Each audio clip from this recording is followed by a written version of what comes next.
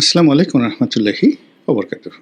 সম্মানিত দর্শক, সরকার কি চলছে নাকি চলছে না, কিংবা সরকারের মধ্যে যে বিভক্তিগুলো, সেই বিভক্তিগুলো কয় ভাগে বিভক্ত, কোথাকার সরকার কোথায় চলছে, নেতৃত্ব কার হাতে, পুরো সরকারের যে একটা চেইন অফ কমান্ড থাকে, সেই চেইন অফ কমান্ড দিয়ে যেভাবে রাষ্ট্র পরিচালিত হয় সেটা কি এখন হচ্ছে? একেবারে ডাইরেক্ট জবাব হলো হচ্ছে না। আপনি যদি ঢাকা শহর ধরেন, তো এখানে দুটো সিটি কর্পোরেশন স্থানীয় সরকারের নেতৃত্ব দিচ্ছে।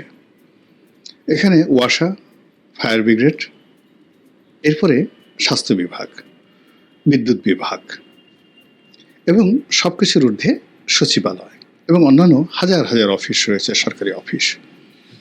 সব জায়গায় গিয়ে দেখেন কি একটা ঢিলেঢালা ভাব।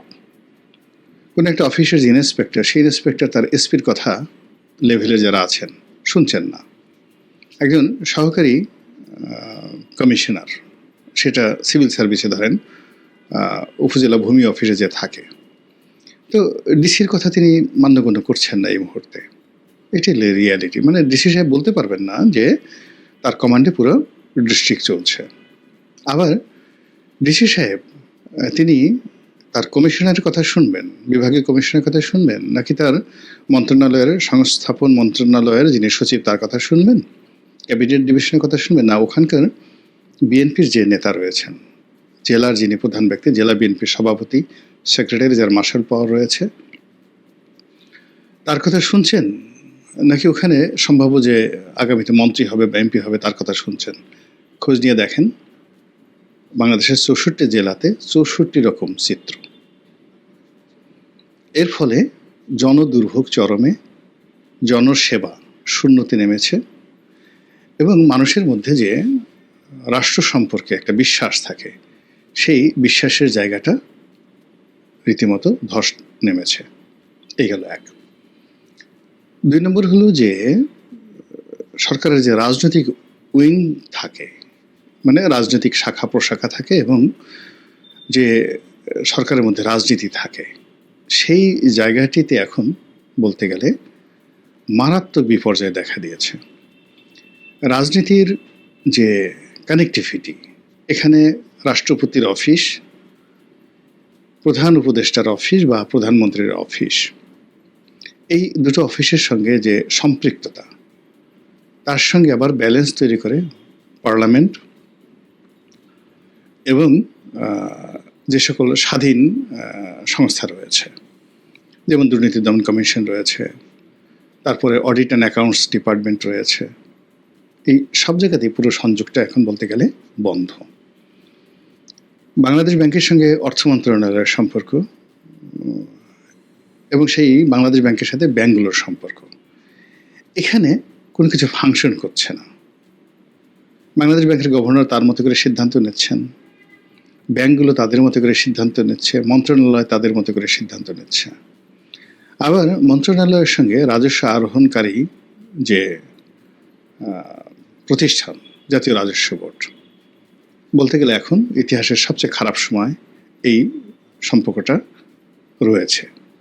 জাতীয় রাজস্ব বোর্ড কাজ করছে না, সেক্রেটারিয়েটও কাজ করছে না, মন্ত্রণালয় কাজ করছে না।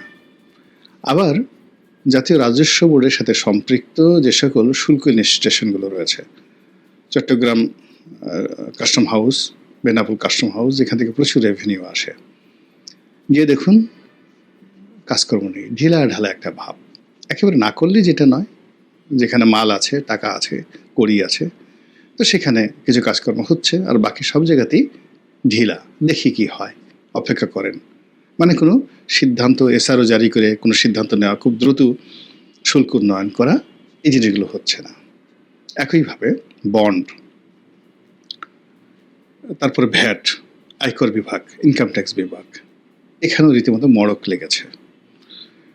গত ১ বছরের যে পুরনো সমস্যাগুলো, যেগুলো হয়তো ১ মাসের মধ্যে সমাধান হয়ে যেত, একটা সমস্যার সমাধান হয়নি। যেখানে কমিশনার দিতে পারেন, যেখানে জাতীয় রাজস্ব বোর্ডের মেম্বার দিতে পারেন, যেখানে চেয়ারম্যান সাহেব দিতে পারেন, যেখানে অ্যাপিলেট ট্রাইব্যুনাল রয়েছে সেটা দিতে পারেন, আবার অ্যাপিলেট ট্রাইব্যুনাল থেকে কোনো কোনো সিদ্ধান্ত তারা দিতে পারে না, সেটা হাইকোর্টে আসবে। গত 10 মাসে এরকম একটা সিঙ্গেল সিদ্ধান্ত হয়নি।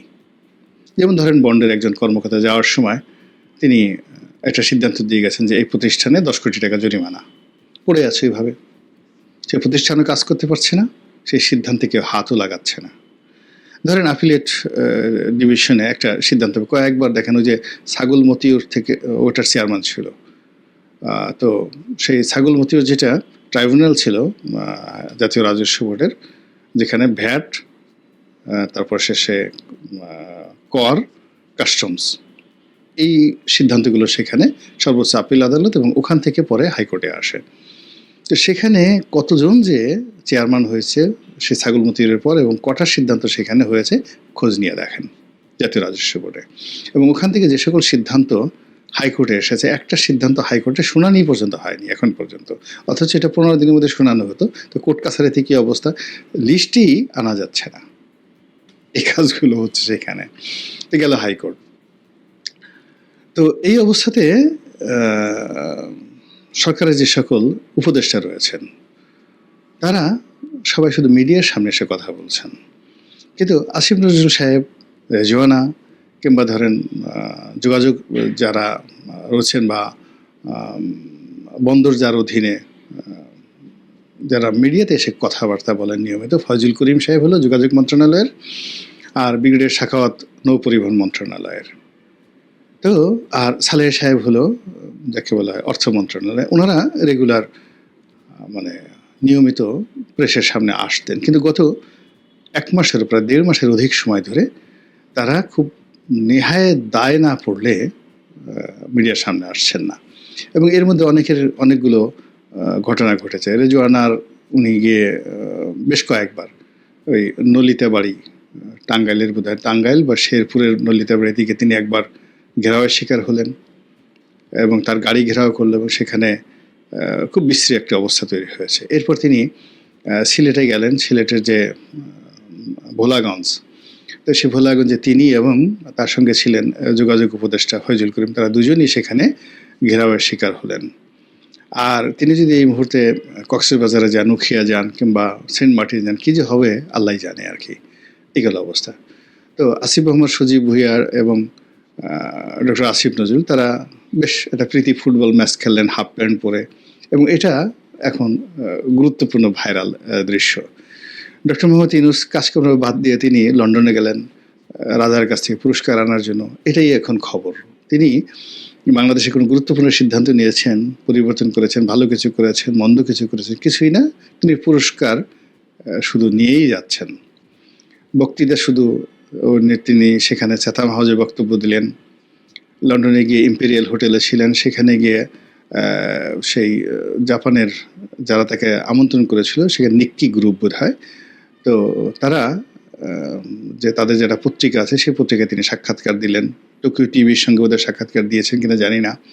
ওখানে আমরা যখন গেছিলাম রাষ্ট্রীয় অতিথি হিসেবে, আমাদের এরকম নিপ্পন টিভি, তারপর শেষে টোকিও টিভি, এরপরে ওখানে আরও কয়েকটি পত্রিকা আছে, এরা এই বাংলাদেশে গেলে সাক্ষাৎকার নিতে আসে।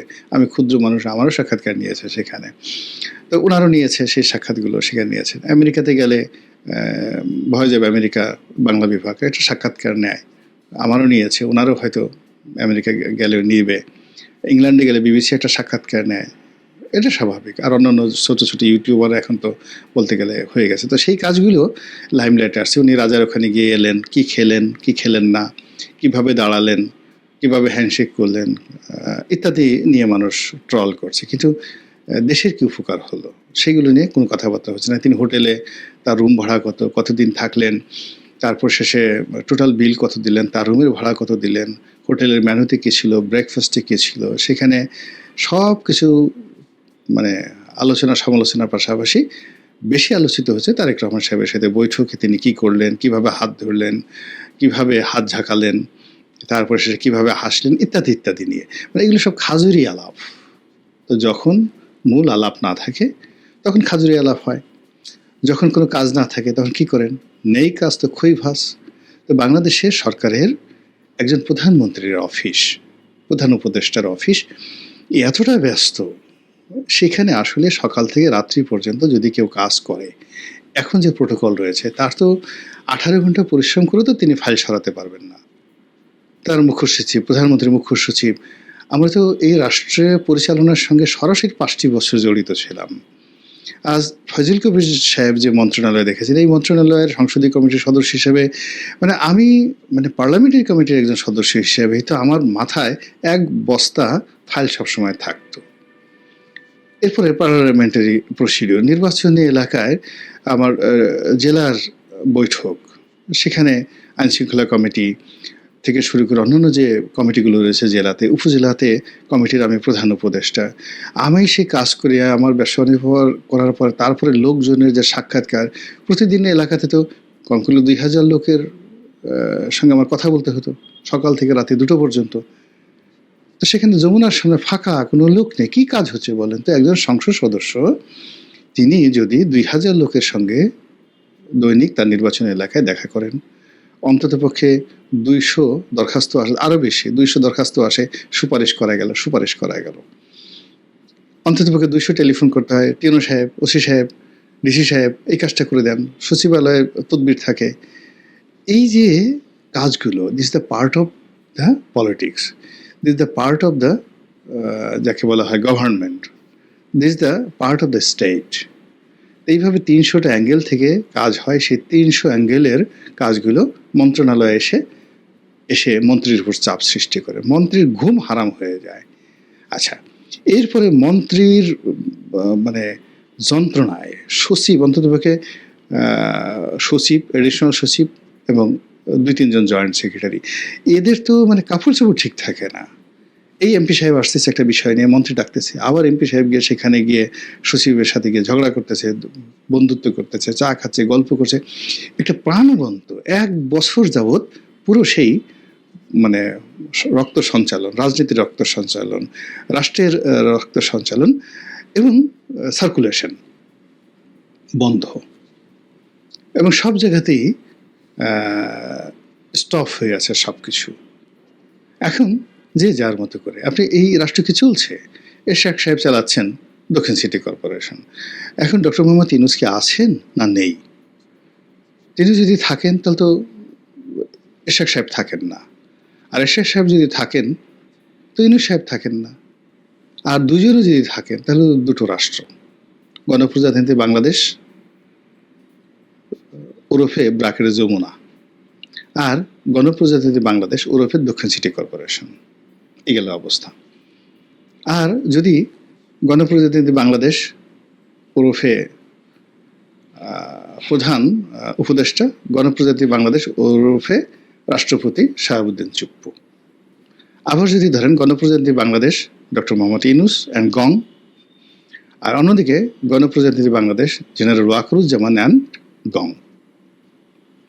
আবার যদি আপনি ধরেন গণপ্রজাতন্ত্রী বাংলাদেশ ডক্টর মোহাম্মদ ইউনূস ভার্সেস গণপ্রজাতন্ত্রী বাংলাদেশ পিনাকি চক্রবর্তী, অস্বীকার করতে পারবেন?